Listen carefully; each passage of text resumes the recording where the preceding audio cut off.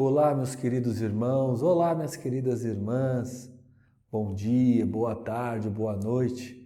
Seja na estreia ou depois que vocês estão assistindo esse vídeo gravado, sejam bem-vindos ao curso dos nossos Estudos Espíritas e Educação Mediúnica, módulo 3. Nós já estamos, então, na 37ª aula do módulo. Olha como passa rápido. Então, convido a todos para que fechem os olhos, para que agradeça a Deus, ao nosso amigo e mestre Jesus, que nós conseguimos assimilar todos os ensinamentos da aula de hoje e colocarmos em prática em nosso dia a dia. Que assim seja, graças a Deus. Meus irmãos, como já foi dito, nós já estamos então na 37ª aula. E hoje o título é Casamento, Família e Divórcio. Olha que interessante, são temas que nós vamos trazer sobre a visão espírita, sobre a visão cristã. Vamos colocar também alguns dados históricos com relação ao divórcio. Então, sempre nós colocamos aqui todo o conteúdo do Google Sala de Aula. Esse conteúdo é fantástico, porque nós temos todo o material em PDF da nossa aula, nós temos alguns vídeos interessantes, que diz respeito justamente a essa questão conjugal, nessa questão da família, do casamento, do divórcio. São vídeos curtos, vídeos interessantes que vale muito a pena vocês assistirem para cada vez mais adquirir conteúdo e colocar em prática em nosso dia a dia através das dicas, que também os irmãos dão para nós. Então, já iniciando a nossa aula, com o título A Família é uma instituição de origem divina. Nós extraímos então do capítulo 22, item 3 do Evangelho segundo o Espiritismo, que nós vamos ler agora juntos. Deus quis que os seres se unissem, não somente pelos laços carnais, mas também pelos da alma, a fim de que a mútua afeição dos esposos se estenda aos filhos e para que sejam dois em vez de um, amá-los, tratá-los e fazê-los progredir. Olha só que interessante esse capítulo que trouxe aqui para nós, para essa reflexão. Então, nessa bela descrição então do casamento, vemos como é grande a sua abrangência, pois implica no desenvolvimento, na capacidade de amar, meus irmãos. Implica na expansão, então, da afeição que existe entre os cônjuges para que esse sentimento de afeto e ternura também alcance aos filhos e a esses possam, então, progredir. Nós colocamos aqui também, nós espíritas não temos o menor preconceito, com relação à formação da família, como vocês estão vendo. O mais importante é essa união de amor, desse laço fraternal. Então, a formação de um lar é um ponto alto do progresso da humanidade. A família, meus irmãos, a família é uma escola onde aprendemos primeiro a vencer nós mesmos, para depois, então, entrarmos na universidade constituída de todos os povos, aonde os professores são os pais e filhos, irmãos e parentes. Então, quem não aprender a amar os mais próximos, ali do seu convívio, como poderá, então, amar e entender os mais distantes? Cabe aí uma reflexão. Então, se nós não conseguimos amar os nossos próximos, aqueles que estão convivendo conosco, os nossos parentes, nossos filhos, nossos pais, como é que então nós vamos ter a capacidade de amar os mais distantes? Então, nós devemos conhecer todas essas particularidades dentro de casa, que é a porta para nós descobrirmos então o amor universal. Na questão, então, 695 do Livro dos Espíritos, que nós trouxemos aqui, Kardec pergunta aos espíritos, então, de alta hierarquia: será contrário à lei da natureza o casamento, isto é, a união permanente de dois seres? E olha só como eles respondem: o casamento é um progresso na marcha da humanidade. Então, o casamento, sendo uma simples união, ela é então uma lei natural para todos os seres, em todos os planos da vida. Mesmo nos planos espirituais mais próximos à Terra, os espíritos unem para tarefas sagradas, então, do aperfeiçoamento. E como exemplo, sempre nós devemos olhar o exemplo da natureza, dessa questão da união, né? Da união. Então, por exemplo, como foi citado lá no nosso material didático, as pedras se unem, oferecendo maior segurança, né? Oferecendo mais segurança, né? As árvores também juntam, se aliam, né, as suas forças para a purificação do ar e transformação dos elementos, né, proporcionando então uma melhora de vida. Os animais andam unidos segundo a sua espécie, para que não falte então o crescimento dessa espécie, reproduzido na ordem que pertence. E os homens não poderiam então fugir da lei divina, que é crescei e multiplicai. Então, para conservar a espécie dentro então de certas normas, surgiu então na sociedade o casamento. Para regular essa união, surgiu o casamento, que é uma instituição que assegura e dá caminhos novos ao amor dos que juntos convivem. Desta forma, então, meus irmãos, a família constitui a célula da sociedade. E, obviamente, se nós percebemos, é a base de tudo, a família é a base de tudo. E o casamento é a semente do amor, que no amanhã deve se estender universalmente. Colocamos aqui para vocês um trecho do livro Vida e Sexo, que diz o seguinte: o casamento ou a união permanente de dois seres, como é óbvio, implica o regime de vivência pelo qual duas criaturas se confiam uma à outra no campo da existência mútua. Essa união reflete as leis divinas que permitem seja dado um esposo para uma esposa, um companheiro para uma companheira, um coração para outro coração ou vice-versa, na criação do desenvolvimento de valores para a vida. Olha que trecho interessante falando sobre o casamento. Trouxemos aqui para vocês também um outro trecho para reflexão, como vocês estão vendo. O casamento não é, pois, somente um contrato de compromisso jurídico, mas muito mais, é um contrato espiritual, de consciência para consciência, de coração para coração.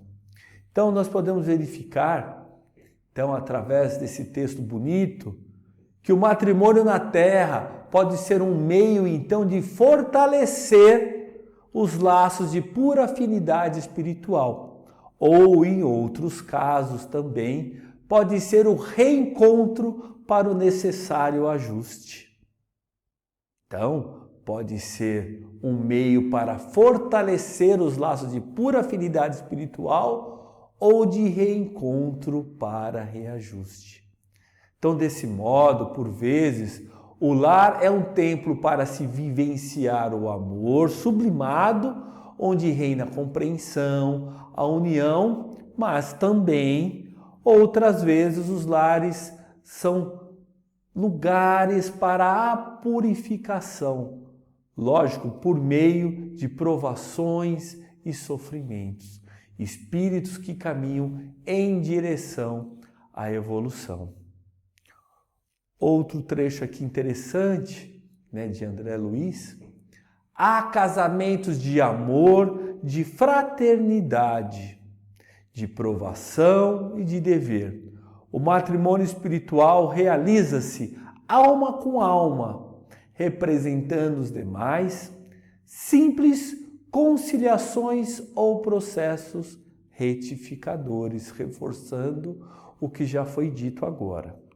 Então, há uma diversidade de situações, meus irmãos, que podem ser consideradas como determinantes, então, nas uniões conjugais. Então, em nosso planeta, né, o nosso planeta escola, que hoje é um mundo de expiação e provas, nós podemos concluir que a grande parte das uniões matrimoniais decorre de compromissos diante a lei, então, de causa e efeito. Vamos trazer outro trecho do livro Vida e Sexo, que diz o seguinte: acontece, no entanto, que milhões de almas detidas na evolução primária jazem no planeta, arraigadas a débitos escabrosos perante a lei de causa e efeito e inclinadas que ainda são ao desequilíbrio e ao abuso. Justamente essa questão mais carnal, né, deixando de lado essa parte do amor sublime, da afinidade, levando mais para as paixões carnais. Então, vamos adquirindo cada vez mais débitos e débitos. E sempre, quando há oportunidade, quando o tema remete a essas oportunidades de reflexões, nós sempre deixamos uma pergunta para nós respondermos agora no chat, né, para uma interação. E vou lançar uma perguntinha para vocês. Vamos lá. Todos os casamentos e nascimentos são programados no plano espiritual? O que vocês acham? Isto é, ninguém se casa com a pessoa errada ou tem mais ou menos filhos do que foi programado? Será que 100% dos casos, né, dos casamentos, dos nascimentos que ocorrem aqui na Terra são todos programados? O que vocês acham? Podem responder aqui no chat. Respondam com respostas simples, objetivas. Se quiserem escrever um pouquinho mais. O que vocês acham, então? Que todos os casamentos e nascimentos são 100% programados no plano espiritual, para o nosso plano reencarnatório, já tem toda a programação de quantos filhos nós teremos, né? Se nós teremos mais, se um casamento ou mais de um casamento. Vocês acham que está tudo programado? Respondam aí no chat. Vou deixar alguns segundinhos então para vocês responderem essa questão.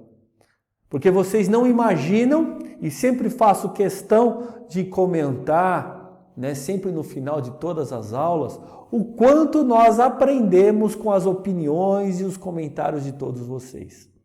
Independentemente do expositor, independentemente do tema que é colocado na aula, o quanto nós aprendemos com os comentários de vocês. Não só com os comentários de vocês no chat agora, mas também com os comentários no Google Sala de Aula. Aprendemos demais, todo mundo, essa troca de informação.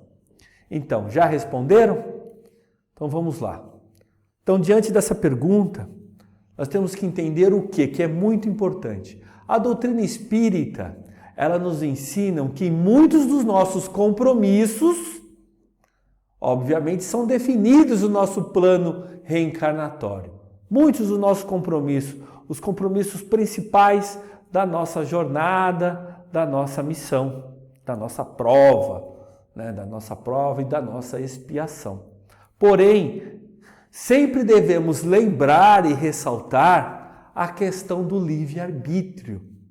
Então, a partir das nossas escolhas, né, nós podemos, numa tarefa, numa missão, numa prova, avançar mais rápido, ou às vezes desistir de alguma aprovação ou ficar estacionado por tempo indeterminado. ou através também das nossas más escolhas, podemos adquirir aqueles tormentos voluntários, né, que é um outro ponto de estudo, né? Então, através das nossas más escolhas, das nossas más ações, podemos adquirir até mais débitos, né? E isso também que diz respeito à questão da relação conjugal, com relação aos nossos filhos, né? Tem situações que estão programadas e situações que não estão programadas, então, como foi dito então agora nessa reflexão. E eu trouxe aqui para vocês, como vocês estão vendo, casamento para quê? Nossa, que estranho, por que você colocou isso agora, Fábio? Eu coloquei aqui essa imagem por uma reflexão. Eu estava conversando com uma colega de trabalho aqui da casa e ela me contou uma história que eu achei muito pertinente de contar aqui agora para vocês. Então, numa região, numa cidade do interior, né, onde lá tem lá a Igreja Católica, referência lá da cidade, do centro da cidade, e nessa igreja, né, todo casal que vai realizar a cerimônia religiosa do casamento tem que fazer um cursinho de noivo, né? Então lá tem uma pessoa encarregada para ministrar esse curso e os casais lá frequentam um ou dois finais de semana para fazer esse cursinho da igreja, de uma questão até que obrigatória para a realização da cerimônia religiosa. E nesse curso é feito várias indagações para o casal. E essa pessoa que estava ministrando o curso começou a fazer algumas indagações para os casais, né, forçando uma reflexão de por que você está casando. Então, para que serve então o casamento na vida de vocês? Isso foram feitas várias reflexões. E muitos respondiam: porque eu quero fazer o meu companheiro feliz. Porque eu estou casando porque eu quero fazer a minha companheira feliz. E assim por diante. E aí a reflexão final, né, que essa pessoa fazia, mas espera um pouquinho. Em todo momento você está colocando sempre na terceira pessoa. Na terceira pessoa, prioridades de dar satisfação para a sociedade, né, porque está casando, porque já está convivendo mais de 5 anos, mais de 10 anos, que o namoro está se estendendo. Então, diante o tempo, para dar uma satisfação para a sociedade, A ou B está casando. Aí ela falou: vocês estão colocando prioridades da sociedade, prioridades de terceiro, mas e vocês? Vocês falaram muito que vai tornar o companheiro ou a companheira feliz, mas você vai se tornar realmente feliz casando? É isso realmente que você quer para você e não para a sociedade, para o próximo? E por incrível que pareça, diante essas reflexões, muitos casais desistiram de realizar aquela cerimônia religiosa do casamento. E isso começou a chamar a atenção do padre. E o padre procurou essa pessoa, né, que estava ali ministrando o casamento. O que estava acontecendo? Que muitos estavam desistindo então de realizar o matrimônio. E a resposta foi justamente essa para o padre, que ao refletirem, muitos estavam realizando essa celebração religiosa da união conjugal para satisfação para a sociedade ou para satisfazer apenas o próximo, não a ele mesmo. Olha que situação interessante, meus irmãos, porque o casamento é um meio de se educar, é um meio onde nós temos que exercer a nossa tolerância, a paciência, a parceria, né? Para juntos, então, desejar e aprender rumo ao progresso. Mas isso Tem que haver muito esforço para aprimoração no relacionamento. Então cabe aí a reflexão dessa historinha dita por uma amiga nossa aqui da casa.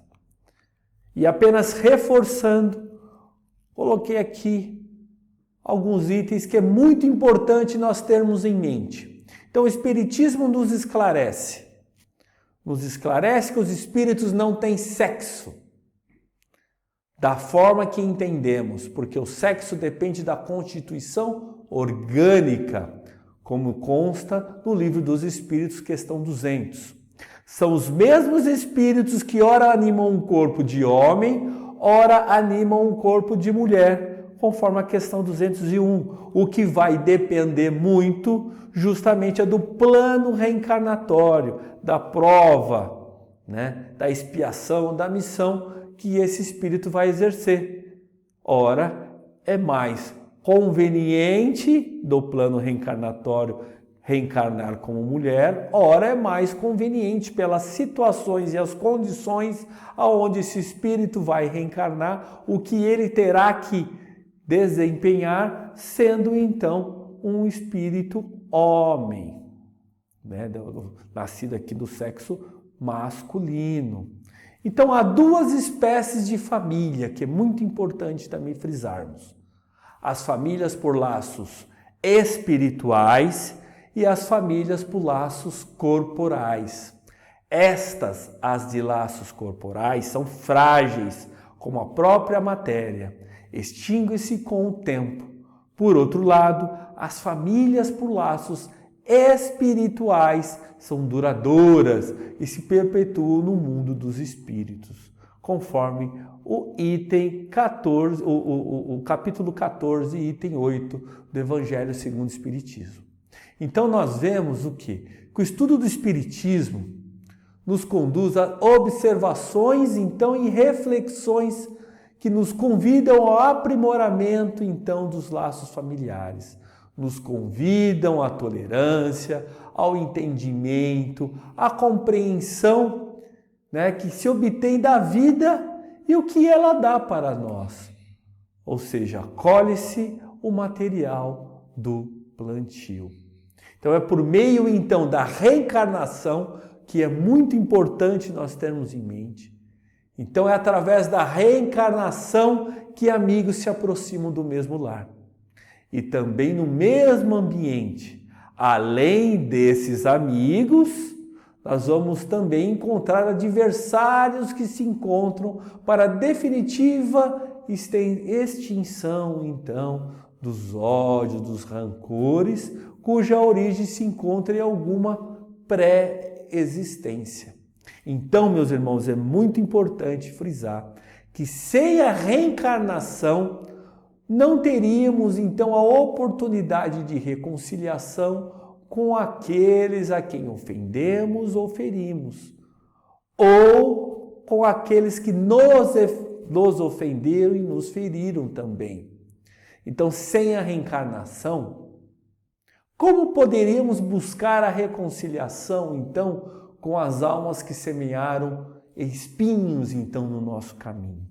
Ou com as almas que tiveram em seu caminho pedras então colocadas por nós. Como é que seria isso sem a reencarnação?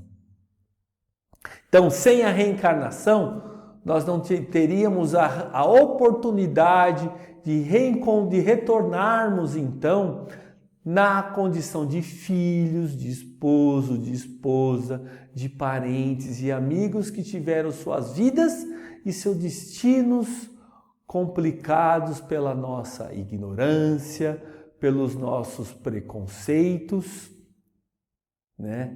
E às vezes por nós termos ignorado todos os preceitos do Evangelho. Lembrando sempre, da frase impactante do nosso mestre amigo amado Jesus: ninguém verá o reino de Deus se não nascer de novo.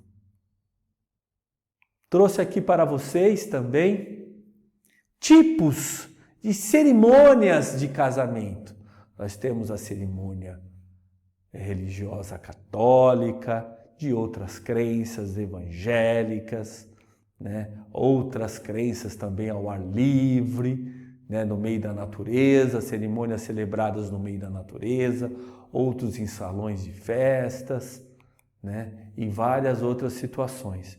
Então, são vários os tipos de ritos e cerimônias para a celebração do casamento, como vocês estão vendo. Mas é muito importante frisar que não existe cerimônia de casamento espírita.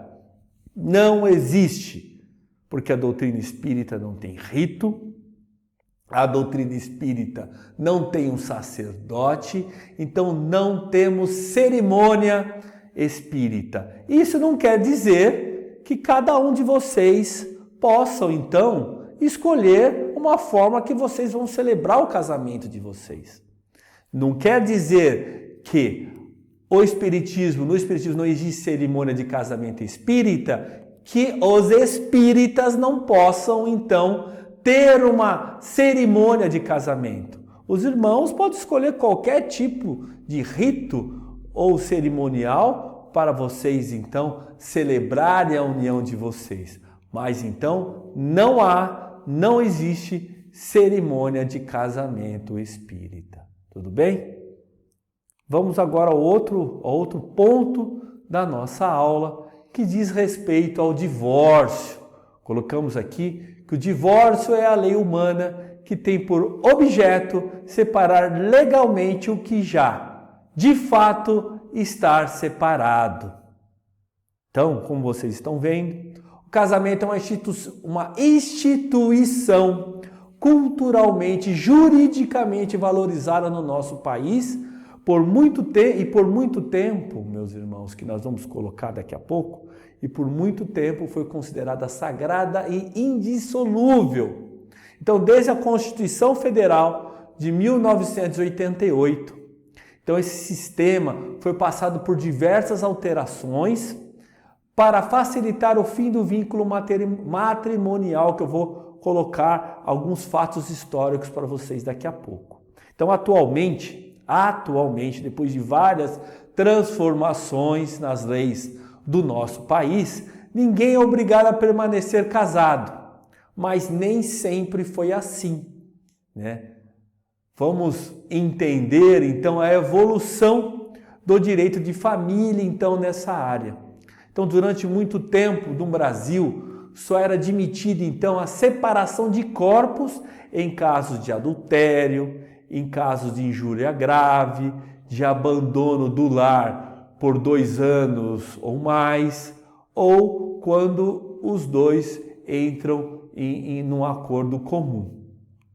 Então, para título de curiosidade, apenas em 1916, com o termo chamado desquite, né, com o Código Civil de 1916, passou a delimitar o chamado, então, desquite como forma de pôr fim à sociedade conjugal. Mas, por fim à sociedade conjugal, cessando, então, os efeitos do regime de bens, da separação dos bens, mas o vínculo matrimonial ainda permanecia. Então, quando o casal se separava, eles repartiam os bens, mas ainda estavam vinculados ao casamento, ou seja, não poderiam juridicamente casar novamente. Então, lá no Brasil Império, né, inúmeras foram as tentativas de redução do poder da Igreja em relação aos assuntos do Estado, no Brasil República. Então, aos poucos, foi tendo a diminuição dessa interferência, então, da Igreja na vida privada de todos. Aí, depois que o divórcio direto no Brasil, né, através dessa conquista política e social brasileira, tornou-se efeito. Então, a título de curiosidade, rapidinho para vocês, nós vamos colocar alguns fatos históricos do divórcio no Brasil. Então, em 1827, com a proclamação da independência, a instauração da monarquia, de 1822 a 1899. O Brasil, então, permaneceu sob influência direta e incisiva da Igreja em matéria de casamento. Então, firmava a obrigatoriedade das disposições do Concílio de Trento e a constituição do arcebispado da Bahia, consolidando a jurisdição eclesiástica nas questões matrimoniais. Olha a interferência da Igreja no Estado. Aí, em 1861, no Brasil Império, houve a primeira flexibilização da Igreja Católica. Então, ela regulou o casamento entre pessoas de seitas dissidentes, de acordo com as prescrições da respectiva religião. Então, a inovação foi para passar para a autoridade civil, cartório, a faculdade de dispensar os impedimentos e de julgar a nulidade do casamento. No entanto, admitia-se apenas na época a separação pessoal e a separação de corpos, a separação de bens, mas ainda não o divórcio, não poderia casar novamente.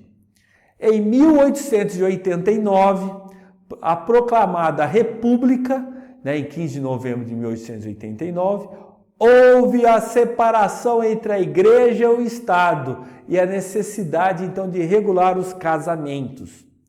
Então, em 1891, ante a persistência da realização exclusiva do casamento católico, dispondo que o casamento civil deveria preceder as cerimônias religiosas de qualquer culto. Então, foi disciplinada a separação de corpos, sendo indicadas as causas aceitáveis. Então, somente era aceitado a separação quando houvesse o adultério, injúria grave, abandono voluntário do domicílio conjugal por 2 anos contínuos, o mútuo consentimento dos cônjuges, quando os dois entram num acordo, e se fossem casados há mais de 2 anos. Então, somente em 1916, como eu fiz um resumo anteriormente, o jurista Clovis B. Vilacqua apresenta e aprova o projeto do Código Civil, que permitia-se o término da sociedade conjugal somente por via do desquite amigável ou judicial. A sentença do desquite apenas autorizava então a separação dos cônjuges, pondo termo ao regime de bens, mas, no entanto, permanecia o vínculo matrimonial. E essa enumeração taxativa das causas do desquite que foi repetida, que é o adultério, tentativa de morte, injúria grave e abandono voluntário do lar conjugal. Foi mantido o desquite por mútuo consentimento, e a legislação civil inseriu a palavra desquite para identificar aquela de simples separação de corpos. Depois, somente em 1977, o divórcio foi instituído oficialmente. De autoria do senador Nelson Carneiro, a nova norma foi objeto de grande polêmica na época, principalmente pela influência religiosa que ainda pairava sobre o Estado. A inovação permitia extinguir por inteiro os vínculos de um casamento e autorizava que a pessoa se casasse novamente com outra pessoa. Olha só, somente em 1977 foi dada uma autorização nas leis do Brasil para que houvesse o segundo casamento oficial. Então, até o ano de 1977, quem se casava permanecia com vínculo jurídico para o resto da vida. Caso a convivência fosse insuportável, poderia ser pedido desquite, que interrompia com os deveres conjugais e terminava com a sociedade conjugal. Significa que os bens eram partilhados, acabava a convivência sob o mesmo teto, mas nenhum dos dois poderia recomeçar a sua vida ao lado de outra pessoa, cercado da proteção jurídica do casamento. Então, naquela época também não existiam leis que protegiam a união estável e resguardavam os direitos daqueles que viviam juntos informalmente. Aí nós temos a Constituição de 88, que estabelece que o casamento civil pode ser dissolvido pelo divórcio, mas desde que cumprida a separação judicial por mais de 1 ano nos casos expressos em lei ou comprovada a separação de fato por mais de 2 anos. E em 2002, com o novo Código Civil, teve o reconhecimento de outras formas de constituição familiar, né? Como já foi dito anteriormente, como eu coloquei aqui para vocês, da união estável, né? Então a união estável passou a valer, então, independentemente do casamento no cartório, né? Além da via do casamento, incluindo o reconhecimento, como já foi dito, de uniões estáveis. Em 2010, o casamento civil pode ser dissolvido pelo divórcio, não tendo mais aquela prévia de 1 e 2 anos, né? Sendo suprimido o requisito da prévia separação judicial por mais de 1 ano ou de comprovada separação de fato por mais de 2 anos. Então, aprovado finalmente o divórcio direto no Brasil. Olha a luta, meus irmãos, que a sociedade teve, né? Desde a formação, né, societária, de organização do Brasil, desde o Brasil Império, Brasil República e vindo agora, somente então, em 2010, que sacramentou o divórcio direto, sem a necessidade de outros trâmites anteriormente. Cabe aí, então, essa curiosidade para vocês. Então, o divórcio não é contrário à lei natural, pois só virá reformar o que os homens já fizeram, como consta no Evangelho segundo o Espiritismo, capítulo 22. Então, desta forma, né, consta lá no Evangelho, né, o codificador Allan Kardec fez questão de colocar que dia virá em que se perguntará se é mais humano, se é mais caridoso, mais moralizador reter entre si os seres que não podem viver juntos, do que lhes conceder a liberdade e a perspectiva de uma cadeia indissolúvel. Não aumentará então a união, o número de uniões então irregulares? Olha só, ele ainda diz o seguinte, que o divórcio é uma lei humana que tem por objeto o quê? Separar legalmente, como já foi escrito aqui, né? Como já está escrito aqui, o que já de fato não vai mais de encontro à lei de Deus. Por quê? Porque não há mais o amor fraternal entre o casal. Então, por que não reformar o que os homens fizeram? Aí, desde aquela época, né, que foi escrito o Evangelho segundo o Espiritismo, em 1860 e pouco, já levantava já todas essas reflexões que só veio então homologar recentemente, de fato, aqui o divórcio direto no Brasil.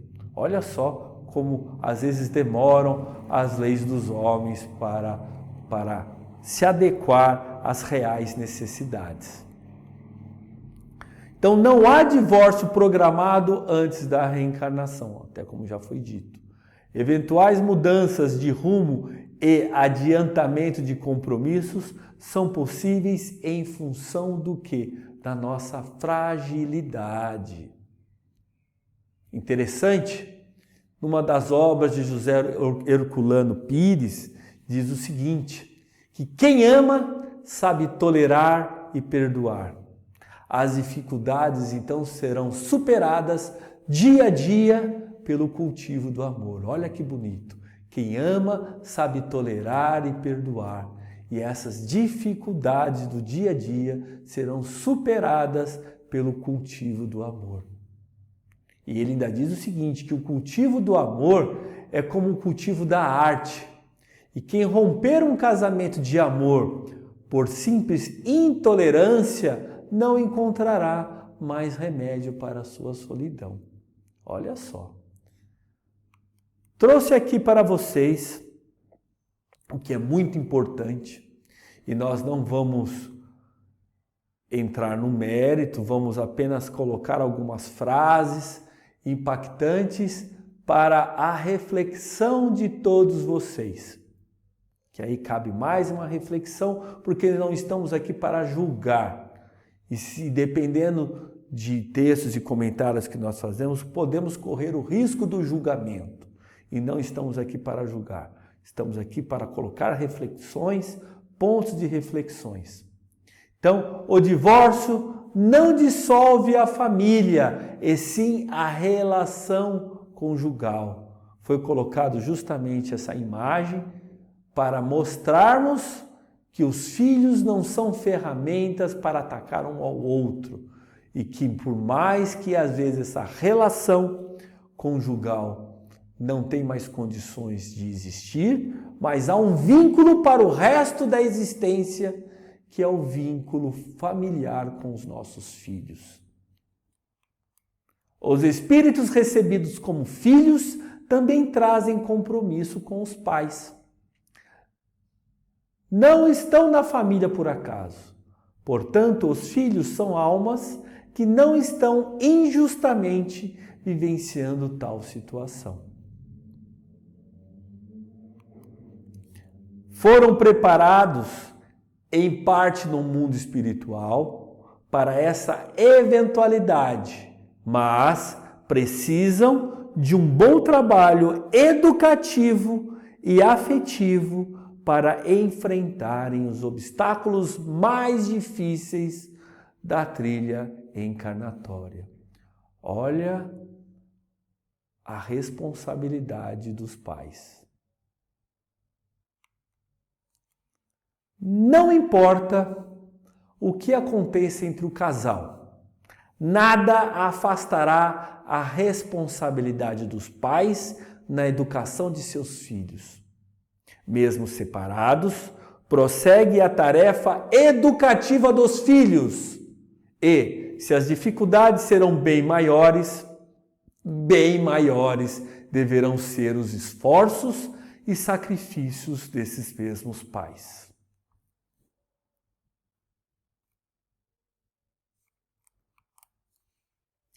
Pais relapsos sofrerão no futuro os efeitos de sua desídia, de sua negligência. Orgulho, egoísmo e personalismo são responsáveis pelas mágoas, desenganos e angústias que causaram e causam. Cabe aí a reflexão de todos essas frases para a nossa reflexão. Então, meus irmãos, concluindo, podemos afirmar que o Espiritismo aceita o divórcio quando os cônjuges já se encontram separados. O divórcio será, então, uma forma jurídica de legalizar-se o que de fato já se consumou. O divórcio deve ser medida de